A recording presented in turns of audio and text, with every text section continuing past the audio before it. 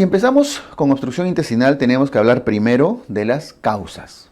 ¿Qué origina, qué ocasiona una obstrucción intestinal? Y las causas van a depender del grupo etario del que estamos hablando. Por ejemplo, si empezamos hablando de los adultos, tenemos que dividir si se trata, diferenciar si se trata de una obstrucción del intestino delgado o el intestino grueso. Vemos que las causas más frecuentes de obstrucción del intestino delgado corresponden a las bridas y adherencias postoperatorias.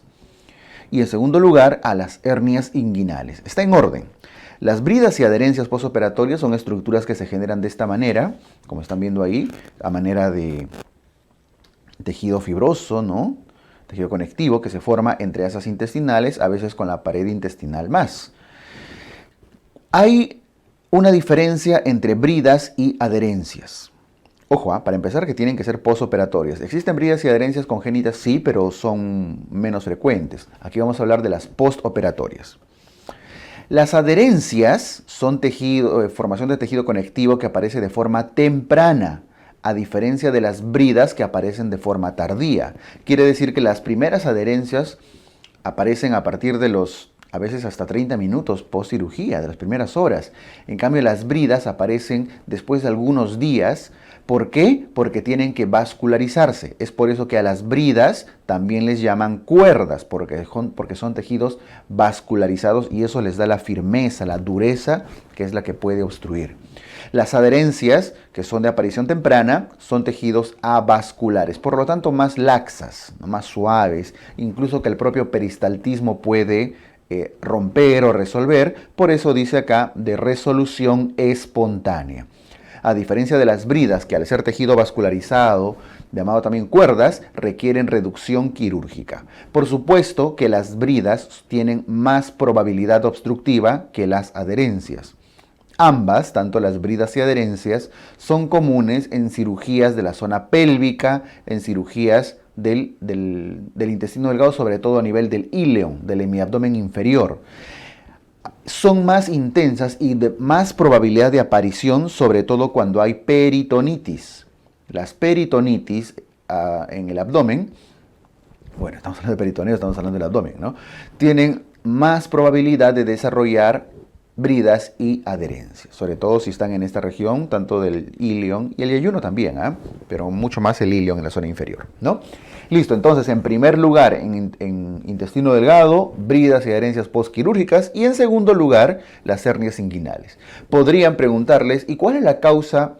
Para que aparezca bridas y adherencias el paciente tiene que haber sido operado, ¿no? Que por cierto es lo que más hay.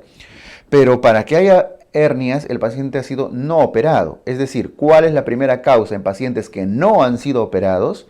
Si no han sido operados, no van a desarrollar bridas y adherencias, ¿no es cierto?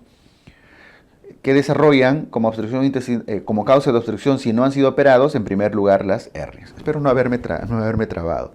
La primera causa, bridas y adherencias postoperatorias. Y si no fue operado, hernias inguinales. Punto. Más sencillo. ¿Ok? Listo, las hernias inguinales aparecen de esa forma, como protrusiones de tejido de intestino a través de un orificio que generan probablemente obstrucción intestinal. Bien. En el intestino grueso las causas son un tanto distintas. En el intestino grueso, el colon, lo más común en nuestro medio es el vólvulo de sigmoides, la principal causa. Estamos viendo ahí que es la torsión del sigmoides del intestino grueso.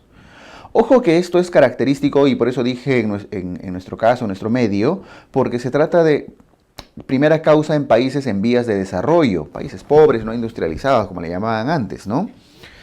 Pero, ¿por qué? Porque está muy asociado a una dieta prácticamente pura, de puro carbohidrato, de pura fibra, ¿no? Pura papa, puro choclo, muy característico de las zonas altoandinas. Y porque en países desarrollados, que entre comillas tienen una dieta por lo menos distinta, la primera causa vienen a ser las neoplasias, los cánceres. Los cánceres que crecen, como ven acá, de una forma estenosante y generan obstrucción intestinal a nivel del sigmoides, del colon descendente, del recto incluso. Entonces, en primer lugar, en nuestro medio y en general en países en vía de desarrollo, vólvulo de sigmoides, y en segundo lugar, neoplasias. Neoplasias predomina en países ricos. ¿Ok? Listo. Si la pregunta es por primera causa de obstrucción o causa de obstrucción intestino delgado, ahí tienen la secuencia, ¿no? Bridas y adherencias postoperatorias y luego hernias. Y en colon, primero vólvulos y luego neoplasias. Pero si la pregunta es directa, ¿cuál es la primera causa de obstrucción intestinal? Así a secas, sin mencionar intestino delgado, sin mencionar colon, intestino grueso, sin mencionar nada, en cualquier parte del mundo, sea en la costa, en la sierra, en la selva, como siempre les digo, hasta en Narnia, en cualquier lugar, la principal causa son las bridas y adherencias postquirúrgicas en los adultos. Y en general me estoy refiriendo a los adultos, a los jóvenes, los adolescentes, porque los niños tienen otras causas de obstrucción que son distintas. Los niños, si son menores de 5 años, su principal causa es la intususcepción intestinal o invaginación, ¿cierto? Que es cuando la tripa gorda se come a la tripa flaca. Se introduce adentro del intestino, se invagina y eso obstruye. Es más común alrededor de los 3 años, aproximadamente 2-3 años, de 1 a 3 años, pero ya, cuando les mencionan menores de 5 años, preescolares en general, intususcepción. Y cuando hablan de recién nacidos, dentro del primer mes, las atresias intestinales son la principal causa de obstrucción, sobre todo las atresias yeyuno-ileales, ¿no? Y las duodenales también. Ahí está la conformación incompleta del segmento intestinal y por embriología ya hemos visto que esto suele tener una causa vascular, ¿no? Por eso ven acá el mesenterio con un defecto como una de las causas comunes. Listo, entonces esta es la clasificación para niños menores de 5 años y recién nacidos. Ya mayores de 5 años ya se comportan prácticamente como adultos. Entonces, de lejos, la principal causa de obstrucción intestinal es la obstrucción por bridas y adherencias, o también le llaman síndrome adherencial. Y ahí tienen la diferencia de ambas, que por cierto nunca lo han preguntado, siempre los meten a ambos en el mismo saco, síndrome adherencial, pero ahí ténganlo en cuenta por si alguna vez les preguntan diferencia entre bridas y adherencias. ¿Ok? Listo. Vamos a ver ahora las diferentes formas de clasificación, al menos las más importantes. Una forma de clasificar a la obstrucción es si se trata de una obstrucción mecánica.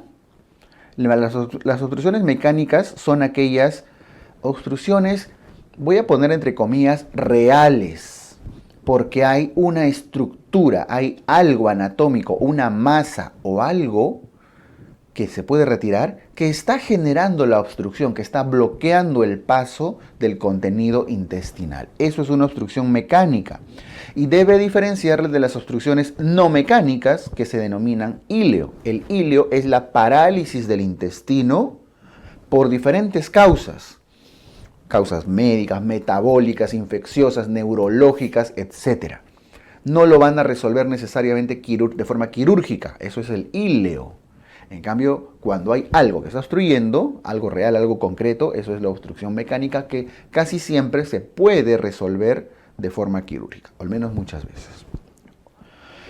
Bien, la obstrucción mecánica puede ser de 3 tipos: intrínseca, extrínseca o intraluminal. ¿A qué se refiere cada una? La intrínseca, llamada también intraparietal, tiene sus causas que se originan en la misma pared, como ven ahí. Ahí está la pared del intestino, ahí en la pared se origina, crece, puede crecer hacia afuera también, pero el asunto es que ese crecimiento termina formando una obstrucción. Ejemplo, los cánceres, las neoplasias, una diverticulitis, si es que estamos hablando del colon, por ejemplo, ¿no? En general, cualquier aumento del tamaño, del volumen de una masa que se origina en la pared, por eso es intraparietal, se llama intrínseca. Luego las extrínsecas o extraparietales, su propio nombre lo dice, crecen desde afuera de la pared intestinal. Ahí está. Entonces el intestino, esto es podría ser una brida, una hernia, un vólvulo, lo que fuere. Corresponde a causas extrínsecas o extraparietales. Ejemplos: bridas, hernias, vólvulos, ¿no es cierto? Si se dan cuenta, aquí están agrupadas las principales causas de obstrucción. ¿Ok? Entonces, si se origina en la pared, intrínseca o intraparietal. Si se origina por fuera, extrínseca o extraparietal. Las intraluminales son aquellas en las cuales la causa de obstrucción está dentro de la luz intestinal. Ahí está. No lo confundan con la intrínseca o intraparietal. ¿Ah? La intraluminal está dentro de la luz y, por ejemplo, lo clásico son los cálculos. Pueden ser los cuerpos extraños, los besoares, esas bolas de pelos, ¿no? Que se comen con uñas a veces, son intraluminales. La intususcepción o invaginación intestinal, por una cuestión de acuerdo, consenso, se describe como intraluminal. ¿Ya? Porque no es que sea una masa que crece en la pared, es el mismo intestino que se introduce dentro de otro. Pónganlo, resáltelo acá intususcepción porque podrían preguntarles y les puede confundir con intrínseca, por ejemplo, ¿no? Listo, esas son diferentes formas de clasificar a las obstrucciones mecánicas, por dónde se origina la causa obstructiva. Les dije que si no es una obstrucción mecánica, una causa palpable, real, que pueda extirparse o retirarse, se denomina íleo paralítico. El íleo paralítico no es necesariamente por un problema que esté causando efecto de masa. El íleo paralítico tiene muchas formas y les voy a mencionar dos de las más comunes. Por ejemplo, el íleo paralítico de causa avascular, o pueden decir vascular, pero cuando dice avascular se refiere a que está perdiendo irrigación. Cuando un vaso sanguíneo se obstruye por una embolia, la embolia mesentérica. Por ejemplo, esta es una arteria mesentérica que se divide, se ramifica, esto es un esquema nada más, e irriga cierta parte del intestino. Por algún motivo se ocluye, se obstruye, generalmente por émbolos, ¿no? Por una valvulopatía previa a nivel cardíaco. Deja de llegar sangre y toda esta parte deja de percibir sangre. Al no recibir sangre, pierde su función, pierde su capacidad de peristaltismo. Ojo que no necesariamente se necrosa del todo. Recuerden que además de la irrigación que recibe por fuera, las vísceras también reciben una irrigación por arcos internos dentro de la pared. Es menor, no suele compensar del todo a veces,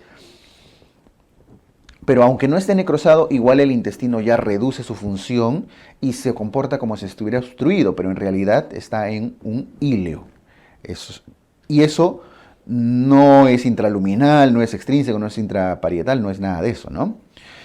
Otra forma puede ser el íleo adinámico. El hilo dinámico que puede tener causas posoperatorias, la propia manipulación del intestino o la anestesia durante una cirugía hace que el intestino no tenga un peristaltismo adecuado, a veces metabólico. ¿Por qué? Por hipocalemia, ¿no es cierto? La hipocalemia reduce la capacidad de contracción del intestino. Puede ser alguna alteración neurológica, puede ser un problema infeccioso, incluso en enfermedad de Chagas, por ejemplo, etcétera, etcétera, etcétera.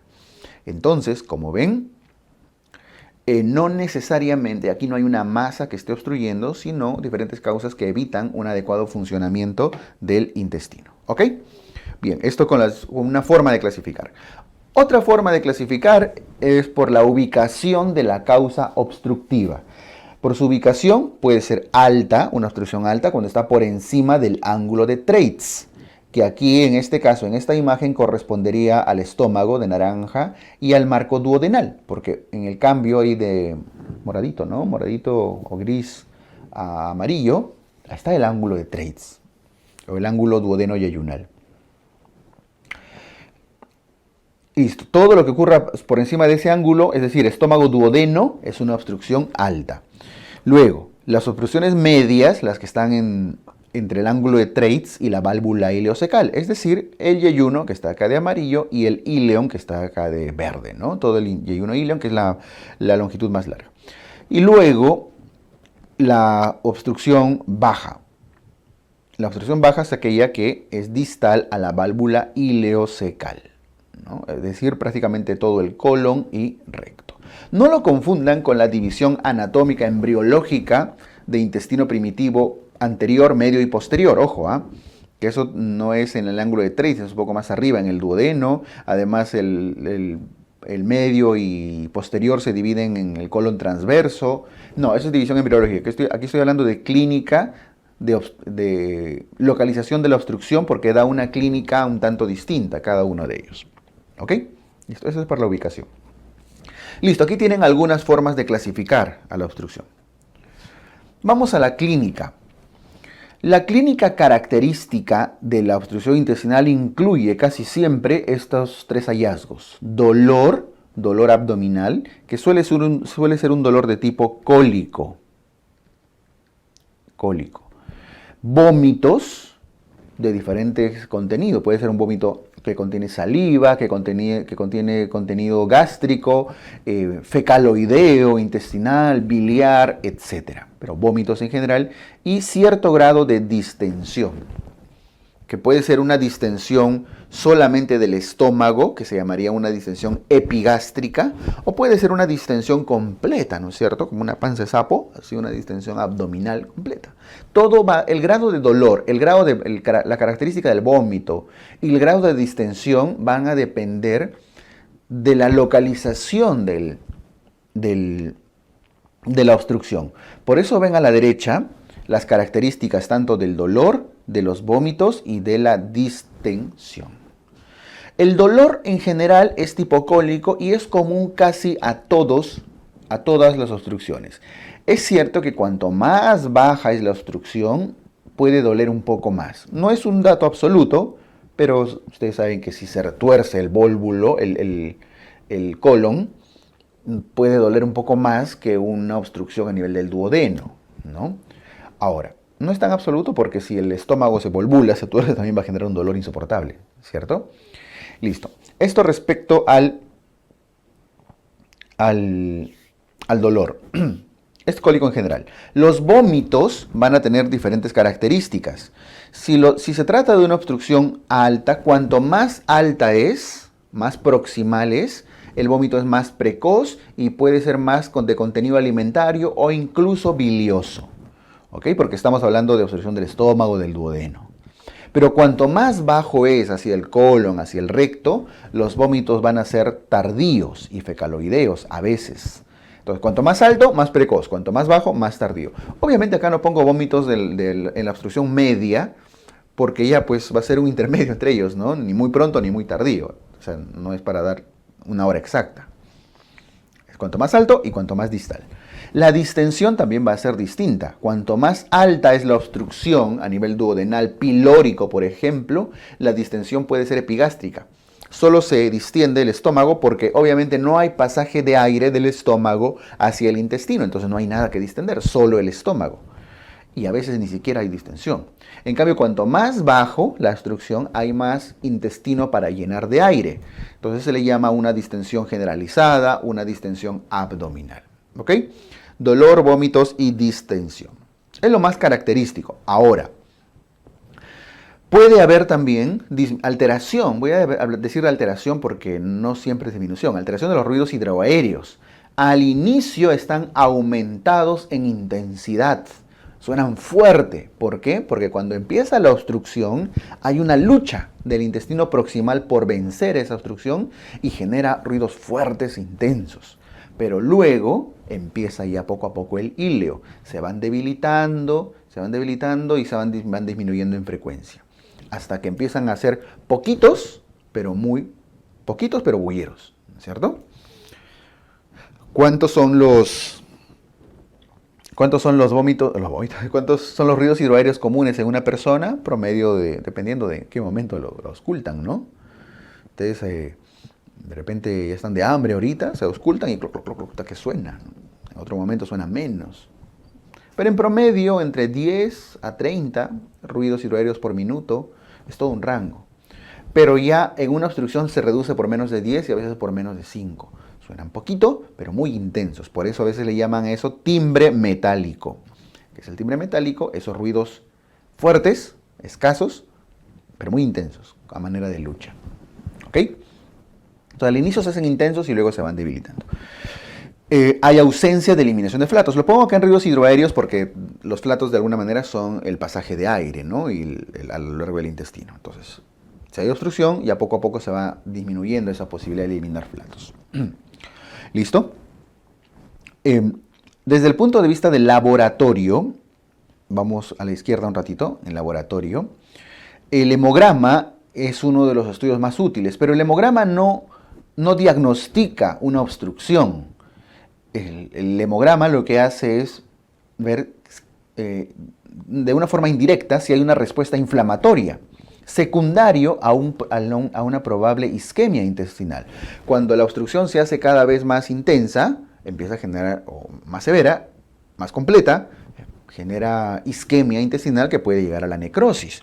Y eso se suele detectar en el hemograma como leucocitosis con su respectiva desviación izquierda. No es el único. La elevación de la proteína C reactiva e incluso la amilasa pueden de alguna manera indicarnos que una obstrucción intestinal está en curso. La amilasa sobre todo porque las secreciones pancreáticas, ¿no es cierto?, al no tener un recorrido adecuado en el intestino, empiezan a aumentar su concentración en sangre, porque no hay una adecuada secreción por la obstrucción. No son muy sensibles, la especificidad tampoco es la mejor. El hemograma sigue siendo uno de los estudios más usados, pero ténganlo en cuenta. Puede haber elevación de PCR, puede haber elevación de amilasa y no necesariamente es una pancreatitis, por eso les estoy diciendo. Pueden darles un caso clínico donde todo es obstrucción, pero como ustedes ven amilasa elevada, dicen, ah no, pero esto es pancreatitis. Tengan cuidado. Ahora, evidentemente es una elevación leve, ¿no? No es una elevación marcada, así típico de un daño pancreático. Incluso ya cuando hay isquemia, igual otro marcador de isquemia intestinal, el lactato deshidrogenasa LDH también podría estar elevado. Lo voy a poner acá. Pero ya hay estudios adicionales, ¿no? Otro estudio que se hace de laboratorio tiene que ver con las características metabólicas. Ahora voy al cuadro otra vez. Las características metabólicas. Cuanto más alta es la obstrucción, dado que predomina el vómito precoz, las obstrucciones altas son de vomitadores.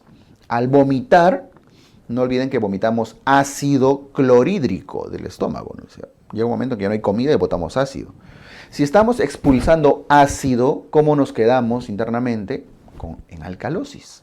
Una alcalosis metabólica, que es lo que dice ahí. Alcalosis metabólica. Y como estamos botando ácido clorhídrico, estamos botando cloro, hacemos hipocloremia.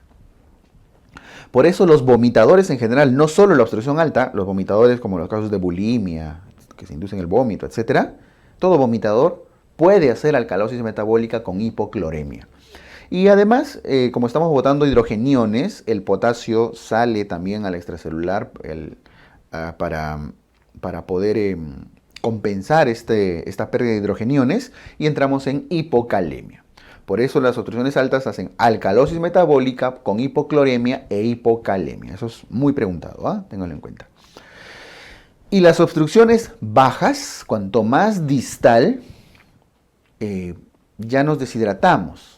No es tanto por el vómito, sino por la acumulación de líquido que no se puede absorber, hace un tercer espacio dentro del intestino. Esto genera acidosis metabólica y ya también es hiponatremia acá. Entonces las altas, pérdida de cloro y potasio, y las bajas, hiponatremia. Las altas, alcalosis, las bajas, acidosis. ¿Bien? Listo. Esto respecto a las características clínicas y hallazgos de laboratorio de una obstrucción intestinal. El estudio de imagen o el estudio de imágenes, los más comunes o los más importantes son los estudios radiográficos.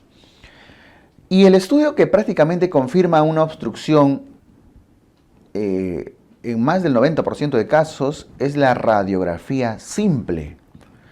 La radiografía simple, es decir, sin contraste, y de preferencia con el paciente en bipedestación. Es decir, recto, derecho, erecto, ¿no es cierto? Bipedestación. Frontal y lateral. Hay situaciones en las cuales el paciente no puede estar parado. Si es un paciente en shock, párate, no lo van a decir, ¿no? Parado, firmes. No, ni hablar, olvídense. Un recién nacido que ni con las justas llora, párate, no. Entonces, hay veces que lo pueden ayudar, sobre todo un bebé. Pero hay alternativas. Si es que no se le puede poner en bipedestación, se le puede poner en decúbito lateral. O incluso en decúbito supino, haciendo, ya no tomando la placa desde arriba o desde el frente, sino desde un costadito, ¿no? Ya simplemente cambia la dirección del equipo. Pero lo ideal es que esté en bipedestación. Pero hay alternativas. Y sí, lo que siempre deben hacer es frontal y lateral. ¿Ok? No es necesario el uso de contrastes en un estudio inicial. El estudio contrastado se realiza cuando ya necesitan mucha más especificidad o ya diagnóstico más preciso. Por ejemplo, si ustedes están sospechando de una atresia de esófago, el esófago no está completo y necesitan hacer un estudio para ver la continuidad del esófago, pues inyectan, no, eso no es inyecta, le pasan contraste con una sondita al bebé y su foto, ¿no? Para ver la anatomía del esófago. Igual pueden ver el duodeno administrando contraste, pueden administrar contraste desde el recto, etcétera, diferentes vías. Pero esto ya es usualmente para confirmar o ser más específicos o ante la duda. Entonces a la izquierda voy a poner con contraste cuando hay duda, cuando requieren más especificidad. ¿Ok? Muy bien. Y ¿qué hallazgos van a encontrar? Lo más común en las radiografías son los niveles hidroaéreos, que son estas imágenes, ¿no? La interfaz que se forma en las asas intestinales, como el paciente, para eso el paciente debe estar parado, ¿no? O por lo menos en un decúbito lateral con incisión lateral. Es esa interfaz que se forma entre el líquido y el aire en las asas intestinales. Y esos son los niveles hidroaéreos, de ahí viene el nombre. Ahí lo tienen en la segunda imagen. Pero no es el único hallazgo. Otros hallazgos radiológicos incluyen las burbujas. Puede ser una burbuja única, que sería el estómago, si es que lo que se obstruye es el píloro, por ejemplo. Puede ser una doble burbuja, que es lo que están viendo acá, estómago y duodeno, en una atresia duodenal. Puede haber triple burbuja si el problema es un poquito más abajo, etc. ¿Pueden convivir ambos? Sí, pueden coexistir ambos, ¿no? ¿Puede haber doble burbuja con algunos niveles hidroaéreos escasos? Sí, probablemente no es una atresia completa, sino una atresia parcial. Hay muchas formas como podemos interpretar esto. ¿Ok? Lo cierto es que son las dos características comunes. De hecho, las burbujas aparecen cuanto más alta es la obstrucción, por eso es característico de la atresia duodenal, ¿no? Y cuanto más baja es la obstrucción, aparecen niveles hidroaéreos o estas imágenes que se llaman monedas apiladas o pila de monedas. Y hay otros más, asa centinela y muchas cosas. Pero uno de los hallazgos que tienen que tener en cuenta es cuando hay una obstrucción total, hay, como ven, un silencio abdominal, una radioopacidad distal y prácticamente no se ve nada de aire después. El aire es radiolúcido. Igual en la segunda imagen, ¿no? Acá están viendo una radioopacidad distal sin presencia de gas en el recto. Por eso la radiografía siempre dice niveles hidroaéreos, burbujas, ausencia de gas distal, monedas apiladas, etc. La radiografía contrastada, cuando hay duda, cuando hay que requieren más especificidad. En adultos se suele usar bario como sustancia contrastada y en niños y recién nacidos sobre todo el bario es tóxico, así que se usan contrastes hidrosolubles basados en yodo, yopamirón y otras sustancias. Son hidrosolubles que podrían absorberse. El problema es que estarían absorbiendo yodo, ¿no? O algún análogo del yodo y eso podría ser peligroso en ciertos pacientes con alteraciones tiroideas, por ejemplo. Pero tengan en cuenta que en los niños se suele usar sustancias hidrosolubles. La tomografía, que está en la última línea, también es un estudio útil y a veces necesario, nuevamente ya cuando tienen mucha duda diagnóstica o requieren identificación de masas. Por ejemplo, si se trata de una obstrucción por diverticulitis, tendrían que hacer una tomografía para identificar la masa, ¿cierto? Muy bien. Entonces, esto respecto al diagnóstico de la obstrucción intestinal. El estudio, como ven, el más importante es el estudio radiológico y siempre debe ir acompañado con un estudio de laboratorio, en hemograma sobre todo, para valorar la posibilidad de isquemia. No olviden que los leucocitos se elevan cuanto más isquemia hay. Los demás PCR amilasa LDH son más costosos, menos accesibles y no necesariamente mejores que la elevación de leucocitos. Esto casi igual que la apendicitis, ¿no?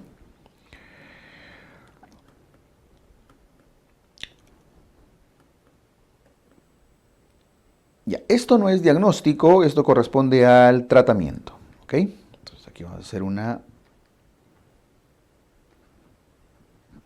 a pasar liquid paper, ¿no?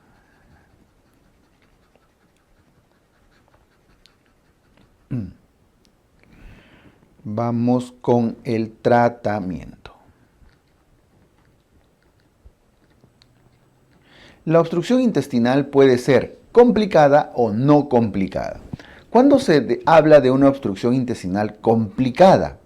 Complicado en general es cuando ya el intestino hace un cierto grado de necrosis que puede terminar en una perforación, ¿no es cierto? Y la necrosis, la isquemia intestinal severa, clínicamente está representada o se manifiesta con fiebre, una fiebre elevada. Acuérdense que en apendicitis, cuando ya entraba en fase necrosada, perforada o de isquemia, que había fiebre. Y cuando hay isquemia también hay leucocitosis elevada, entre otros hallazgos como ya hemos visto. Evidentemente la no complicada es porque aún no hace fiebre, su hemograma no está muy alterado, etc. Entonces una obstrucción puede ser complicada o no complicada, punto. Las no complicadas pueden ser parciales o pueden ser totales. Evidentemente una obstrucción total es cuando se cierra completamente la luz intestinal, parcial cuando deja pasar un poquito, no lo suficiente, pero algo pasa. En cualquiera de los casos, incluso en las complicadas, la primera medida a tomar es hidratación del paciente, reposición hidroelectrolítica, sobre todo si ha sido una obstrucción alta de un vomitador. Hay que corregir el medio interno, corregir la alcalosis, la acidosis, la hidratación y la reposición hídrica. Aquí es clave. Además de una descompresión gástrica, descomprimir el estómago, que evidentemente aquí está representado por una sonda nasogástrica. Siempre, para todos, es la primera medida a tomar. Medidas adicionales complementarias, la antibiótico terapia, sobre todo en casos complicados. O sea, si ya estamos hablando de una obstrucción complicada y total, a veces es importante agregar antibiótico terapia para evitar la translocación bacteriana y demás factores. El ayuno, básico, ¿no? Si está obstruido no le van a dar comida, pero un ayuno enteral se refiere, ¿eh? Porque ya en casos muy prolongados podría usar nutrición parenteral. Por eso está ahí con asterisco. En situaciones ya de varios días de ayuno, el paciente pues entra en desnutrición y necesitamos nutrición parenteral. ¿Ok? Ahora, si se trata de una obstrucción complicada, además de la hidratación y la descompresión gástrica, lo más probable es que si ya estamos en una situación de isquemia, de complicación, de probable perforación, amerita una exploración quirúrgica, una laparotomía exploradora. Ahora, el término laparotomía habla de abrir el abdomen, ¿no? ¿Puede ser laparoscopía? Sí, sí se puede hacer laparoscopía, no está contraindicado, pero en todo caso va a depender del grado de distensión, depende de la distensión, porque si está muy distendido, no olviden que si entran con el laparoscopio no van a poder hacer neumoperitoneo. ¿Cierto? No van a poder hacer neumoperitoneo.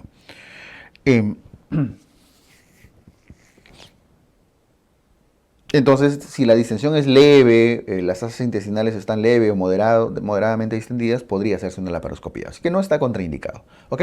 Pero ¿cuáles operan? Las complicadas. Obviamente previa hidratación y descompresión gástrica. Las no complicadas también podrían llegar a operarse, pero si es que no se resuelve con hidratación y descompresión gástrica, ¿ok? Usualmente se espera un promedio de 48 horas para reevaluación. Si no mejora y al contrario evoluciona hacia una complicación, entonces ya se opta por una laparotomía, igual. Pero en todos los casos siempre la primera medida es hidratar y sonda nasogástrica. Y sobre todo la hidratación, ¿no? Porque se trata de pacientes con daño, con alteración hidroelectrolítica, metabólica, vomitadores, etc. Este es el tratamiento general de la obstrucción intestinal. Y por cierto, es una de las preguntas más comunes, ¿eh? Ténganlo en cuenta. Muy sencillo el cuadro, pero muy preguntado.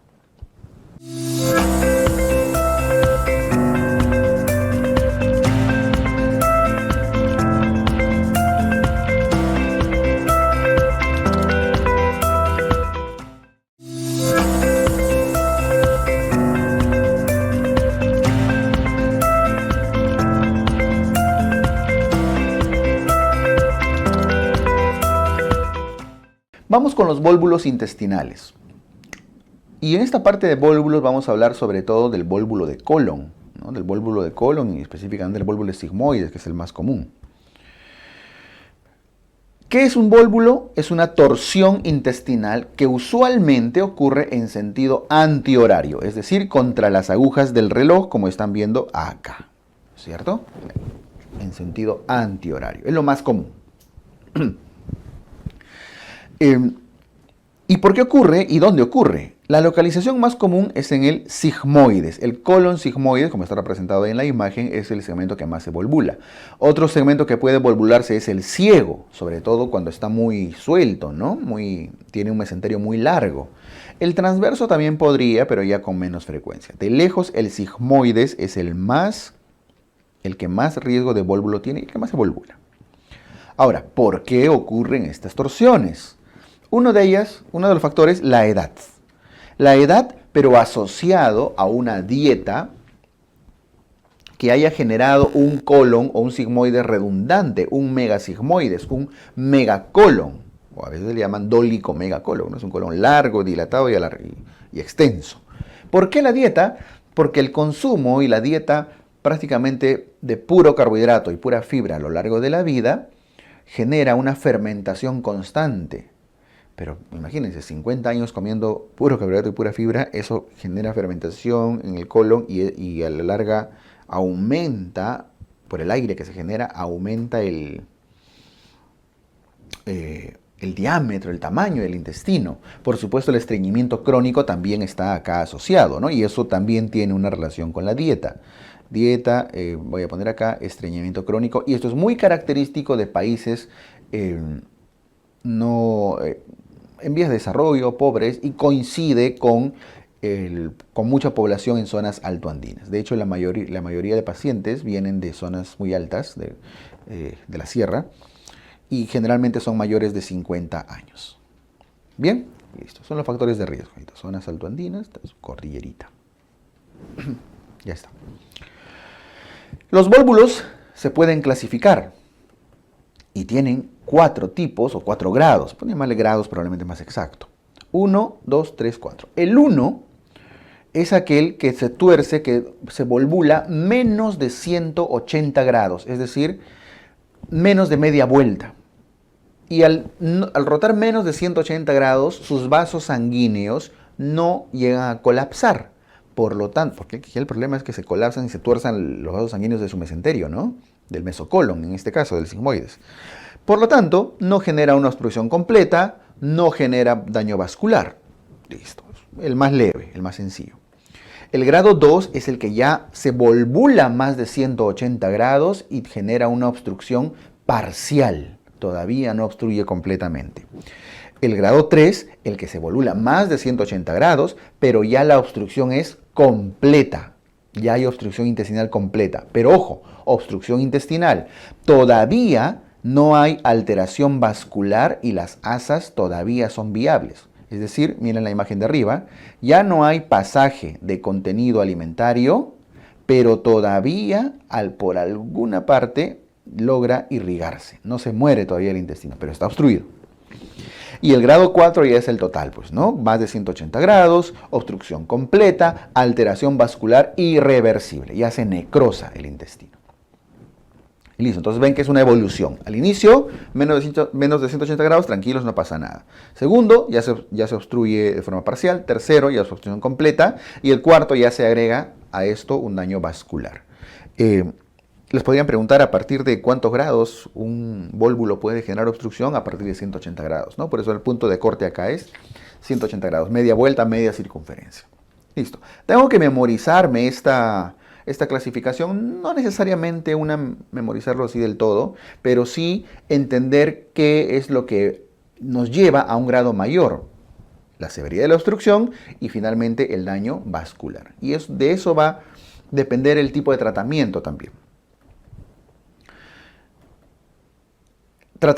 Este es el tratamiento. Diagnóstico. Diagnóstico del vólvulo de sigmoides. El vólvulo de sigmoides se manifiesta, su diagnóstico, como una obstrucción intestinal baja. Baja porque estamos hablando del colon, ¿no? Recontrabajo. Y ya aquí repetimos lo que ya hemos hablado de generalidades de obstrucción. Dolor cólico, vómitos que en este caso van a ser fecaloideos, tardíos, ¿no? Y una distensión abdominal muy marcada. Además, ruidos hidroaéreos con ruidos de lucha, que timbre metálico, ¿no? Muy intensos. Escasos, pero intensos. Voy a poner acá. Timbre metálico. ¿Ok? Listo. No es clínicamente, es muy, a veces, rápido determinar un posible vólvulo de sigmoides. La radiografía es confirmatoria y nos ayuda en casos de duda. En la radiografía simple, que es la primera imagen, van a encontrar el signo, el famoso signo del grano de café. Bien parecido a un café, un granito de café, ¿no? Y este grano de café no es otra cosa que el asa sigmoidea dilatada. El sigmoide es dilatado. Ahora, podrían hacer un estudio contrastado, porque a veces el grano de café no se ve tan claramente como acá, tan lindo, tan bonito.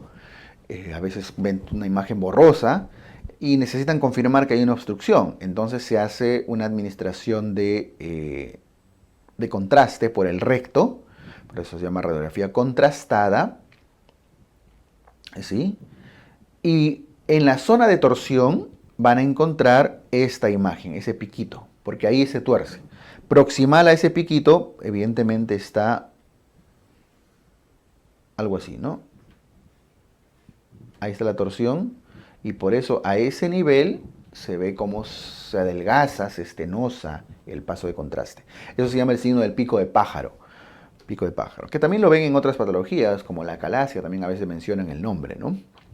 Listo. Esos son los estudios radiológicos y confirmatorios. Por supuesto que a esto hay que agregar estudios de laboratorio, nuevamente un hemograma, para valorar indirectamente la posible necrosis, isquemia y el grado de complicación. ¿Ok? Muy bien.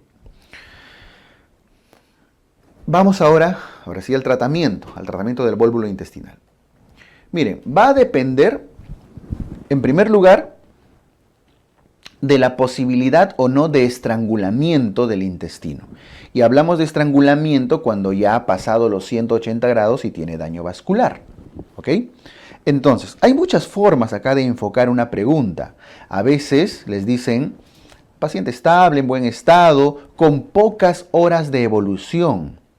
Al otro lado, inestable, con signo de estrangulamiento. Y por cierto, ¿cuáles son esos signos de estrangulamiento? Ahí asterisco. Esos signos de estrangulamiento son, me lo voy a ir poniendo por acá, fiebre, leucocitosis, entre otros, pero esos son los más característicos, ¿no? ¿Y por qué hay fiebre? ¿Por qué hay leucocitosis? Porque tiene varias horas de evolución, ha rotado más de 180 grados con mucha probabilidad, hay probable alteración vascular, al menos probable. Y sin signo de estrangulamiento estable porque no hay fiebre, no hay leucocitosis, tiene pocas horas de evolución. Si se trata de un paciente estable sin signos de estrangulamiento, se puede intentar, en primer lugar, una devolvulación endoscópica. Miren, tiene pocas horas de evolución, voy a mencionarle acá, menos de 12 horas. ¿Ok? Ahora, en realidad un intestino podría volvularse después de 6 horas, ¿no? O a veces menos. Va a depender mucho de la cantidad de giro, pero aquí en promedio le estoy poniendo menos de 12 horas. No tiene fiebre, no tiene leucocitosis. No fiebre, no leucocitosis. Le hacen una endoscopía, obviamente por el recto, y con eso pueden regresar el intestino, el colon, a su lugar. Y lo resuelve. Evidentemente, acá están todos los vólvulos de colon grado 1 y algunos grado 2. Algunos que pueden entrar en ciertos criterios de intento de volvulación. ¿Ok? Solo que como ya tiene más de 180 grados, de todas maneras el 2 podría ser peligroso. Entonces, es pegriloso, muy pegriloso. Y los pacientes inestables con signos de estrangulamiento, aquí ya no le pueden hacer devolvulación endoscópica. Nuevamente, es pegriloso, ¿cierto? Es pegriloso. ¿Por qué? Porque tiene fiebre y tiene leucocitosis, hay probable necrosis, probable perforación, no le van a meter el endoscopio, lo van a perforar. Aquí en estos casos sí tienen que hacer cirugía, laparotomía exploradora, resección intestinal. Aquí sí tienen que operar, devolvular y si ya están con el abdomen abierto, cortar el intestino, resecar el intestino. Podrían llamar también a esto sigmoidectomía, exéresis del sigmoides. Ahora, hay dos situaciones. Uno, que esté no complicado o complicado. ¿A qué se refiere con complicado y no complicado? Al estado general del paciente. ¿Qué significa estar complicado en este caso? Que sea un paciente malnutrido, con sepsis, en el cual el intestino está tan gangrenado que no lo van a poder anastomosar. ¿Ok? A estos pacientes, una vez que le hacen la sigmoidectomía, si el paciente está con buena nutrición, buenas albúminas, no tiene sepsis y demás, anastomosan.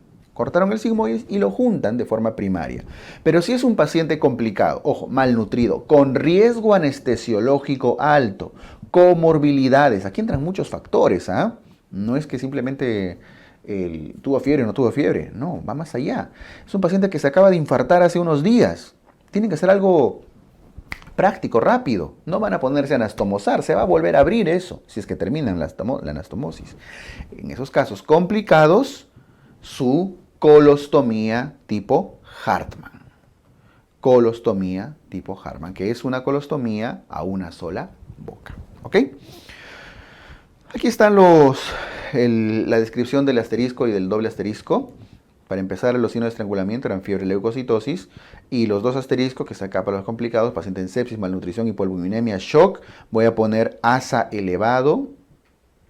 Voy a poner índice de comorbilidad de Charlson elevado por las comorbilidades que tiene, ¿no? Y que ponen alto riesgo a la cirugía en el paciente y no pueden hacer una anastomosis.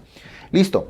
Entonces, resumen, pacientes con vólvulos grado 1, grado 2 leves, leves, moderados, siempre se inicia con una devolvulación endoscópica. Ojo que estos pacientes que han hecho devolvulación endoscópica, luego tienen que hacer, eso sí lo voy a poner de rojito ya, luego tienen que hacer una resección intestinal, pero electiva, ya programado. Obviamente si es selectivo, se hace con el paciente en las mejores condiciones y ahí sí va a incluir una anastomosis, ¿no? No es una emergencia.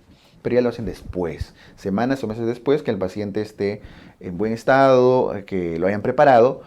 ¿Y por qué?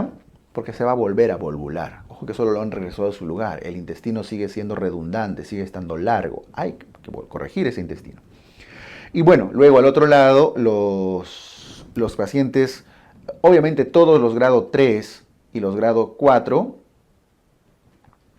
van a ir a resección intestinal y algunos grado 2. ¿No es cierto? Algunos, otra vez entre comillas. Y cuando resecan el intestino, tienen que decidir si está no complicado, no tiene comorbilidades, etc., anastomosan.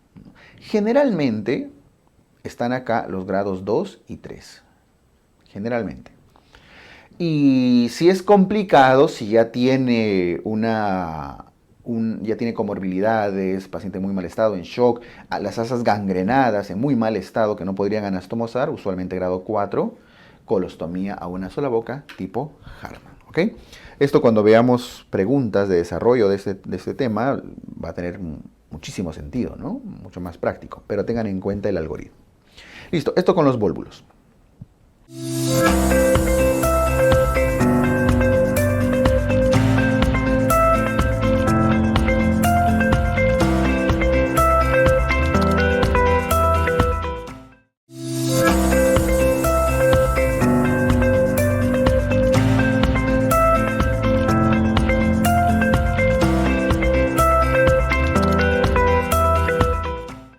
Vamos a otras patologías obstructivas, así ya una miscelánea de temas. Vamos a mencionarlas porque son prácticamente nada preguntados, pero igual tienen que conocerlas. En primer lugar, el síndrome de Wilkie. ¿Qué es el síndrome de Wilkie? El síndrome de Wilkie es una obstrucción intestinal generada por una reducción del ángulo aortomesentérico. Esta es la imagen buena. Esta es la aorta. Es de la arteria mesentérica que usualmente forman entre 40 y 50 grados. Debajo se encuentra la vena renal izquierda, el proceso uncinado del páncreas. Y para efectos de obstrucción nos interesa el duodeno, la tercera porción del duodeno, D3 voy a poner acá. Pero ojo, no es lo único que obstruye, ¿eh? Por diversas razones. Por usos de corsés muy apretados. Por bajas de peso muy bruscas. Muy bruscas. Todos pueden decir, el fin de semana tengo una fiesta, ¿no? Y no me entra el vestido. ¿Y ahora qué hago? se pepean, van con sus pepitas mágicas, ¿sí?, que ven en la tele, y se meten su bajada de 30 kilos en 4 días. ¡Frum! Cambia toda la anatomía, toda la grasa perivisceral acá disminuye y termina formándose una pinza. Por eso también le llaman pinzamiento aorto-mesentérico. Quien sufre todas las estructuras, pero para el efecto de ese tema nos interesa el duodeno, la tercera porción del duodeno, el transversal del duodeno, ese se obstruye, generando una obstrucción alta. ¿Ok? Entonces, esto es la reducción del ángulo aorto-mesentérico o simplemente pinzamiento aorto-mesentérico. ¿Ok? Listo. Eso es el síndrome de Wilkie. Usualmente bajas de peso muy bruscas están muy relacionados. No sé si acaba de haber espacio. ¿Ok? Muy bien. El tratamiento tiene que ver con muchas veces mover el duodeno, retirarlo y pasarlo por encima de la arteria mesentérica, o a veces ya correcciones vasculares, ¿no? Para corregir el ángulo. Conozcan qué es. El síndrome de Ogilvy es otra patología obstructiva. Se le llama también la pseudoobstrucción del colon. Es una pseudo, o sea, no es una obstrucción del todo real. Una pseudoobstrucción del colon. Es cuando el colon hace un íleo, una parálisis. No es una obstrucción mecánica en sí, es lo que estábamos conversando.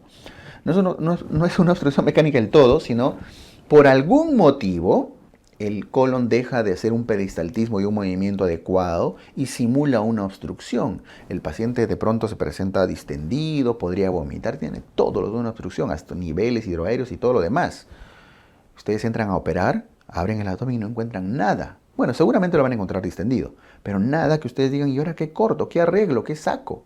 ¿No? Bueno, pues le sacaré el apéndice, por si acaso. No. No encuentran una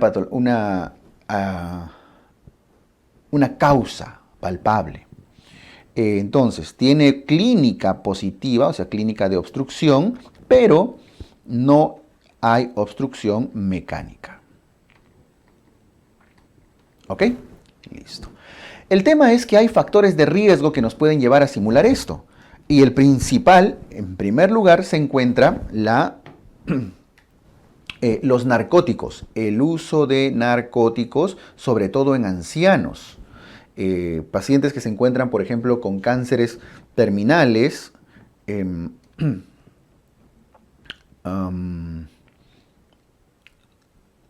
con dolor, por ejemplo, un paciente con cáncer de páncreas, por ejemplo, puede simular, tiene tanto dolor que les dan opiáceos, y el uso de opiáceos, el uso de narcóticos, puede terminar generando un híleo que nos confunde con una obstrucción, ¿ok? Por eso dentro de los factores de riesgo, en primer lugar, están los narcóticos.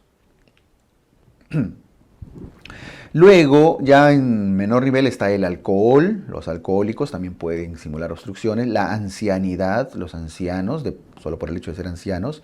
Las cirugías previas, haber sido operado de algo antes. Los procedimientos obstétricos, incluso tanto los partos naturales como las cesáreas, pueden simular después obstrucciones intestinales. ¿Ok? Eso es el síndrome de Ogilvy. ¿Ya? Listo. La pseudo-obstrucción del colon. El híleo posoperatorio, su propio nombre lo dice, es la parálisis, la falta de peristaltismo del intestino después de una cirugía, después de ser operado.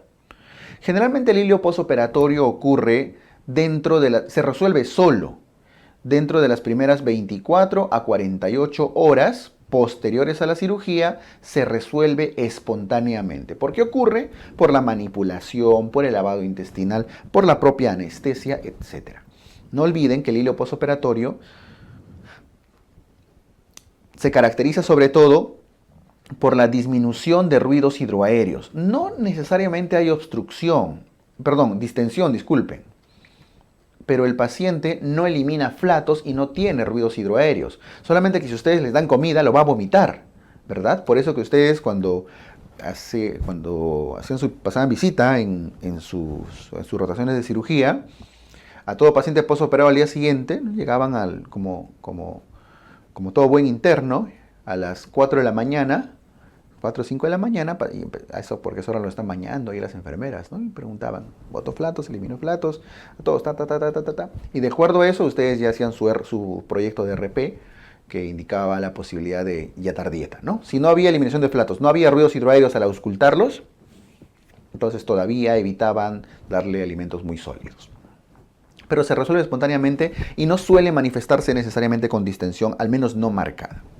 ¿Ok? Listo. Pero recuerden, se resuelve espontáneamente. El besoar es la presencia de cuerpos extraños. Aquí no tengo mucho que comentarles. Besoar, cuerpo extraño. Existe el tricobesoar, con las bolas de pelos, ¿no? Bolas de pelos. Cuerpo extraño.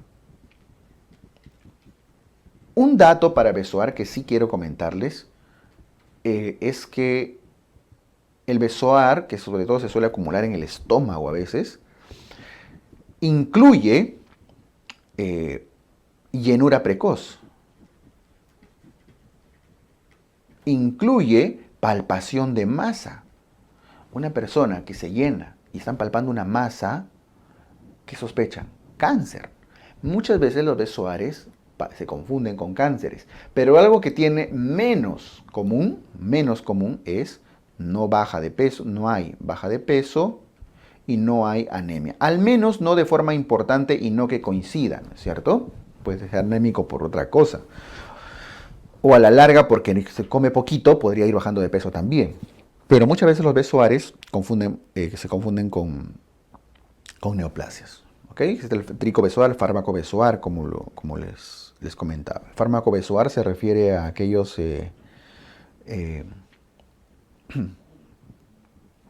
por ejemplo, ahí en el aeropuerto, ¿no? Dice, cuando he visto el programa Alerta Aeropuerto, así se llama, ¿no?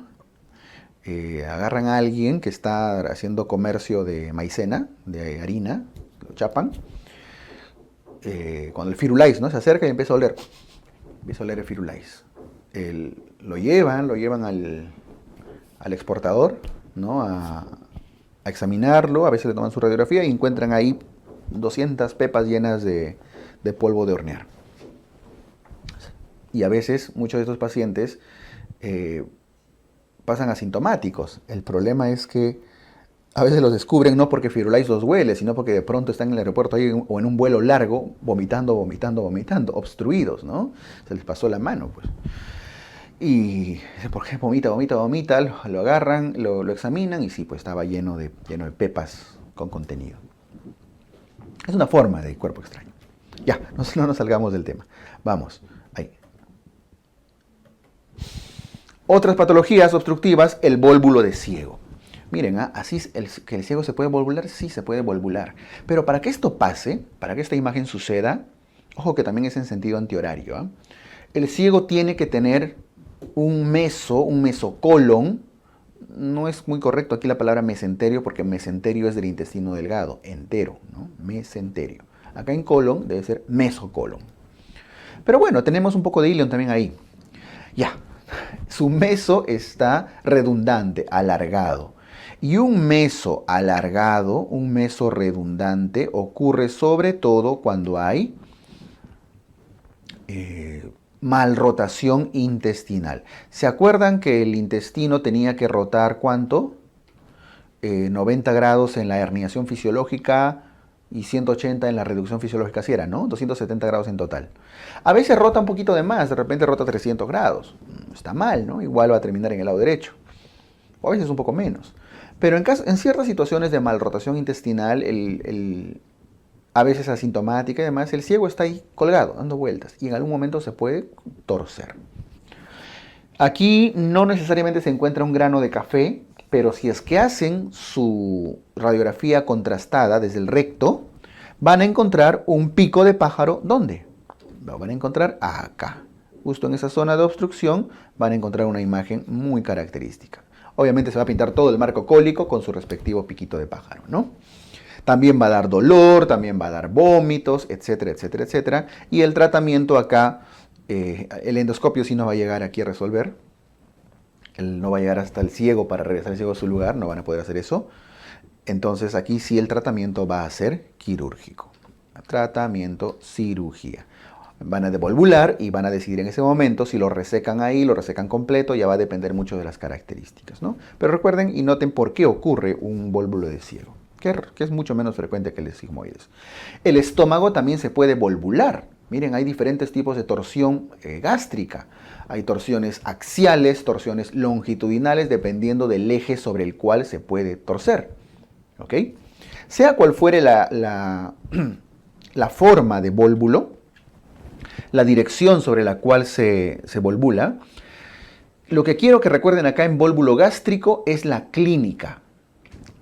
El vólvulo gástrico se caracteriza por la triada de Borchardt. ¿Y en qué consiste la triada de Borchardt? Bueno, si es una triada, son 3 elementos, ¿no es cierto? En primer lugar, el dolor y la distensión. Pero ojo, al ser una obstrucción alta, es una distensión epigástrica. Ahora, lo voy a poner entre comillas porque no siempre va a haber distensión. Por ejemplo, en este caso, acá, ¿qué cosa se va a distender si ni siquiera pasa el aire desde el esófago? Está bloqueado desde acá arriba, entonces es poco probable que se distienda, ¿no?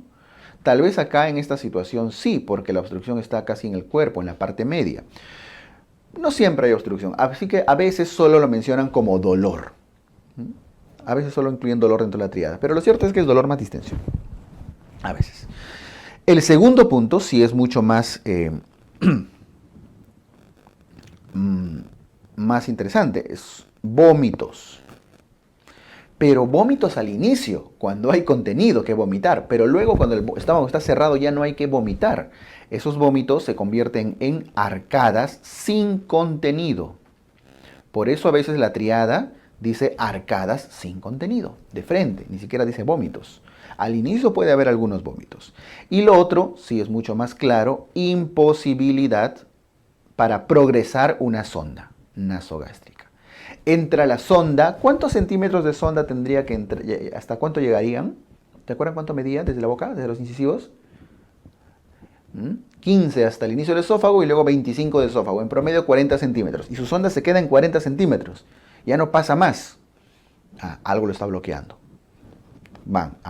No puede el paciente ni vomitar y encima le está doliendo, vólvulo gástrico, triada de Borchardt. ¿Ok? Aquí el tratamiento, si bien algunos intentan hacer un tratamiento endoscópico que sí podría hacerse, lo cierto es que va a terminar en un tratamiento quirúrgico, ¿no? En el cual podría ser en la cirugía una aplicatura, bueno, devolvularlo, regresarlo a su lugar, podrían plicarlo, o sea,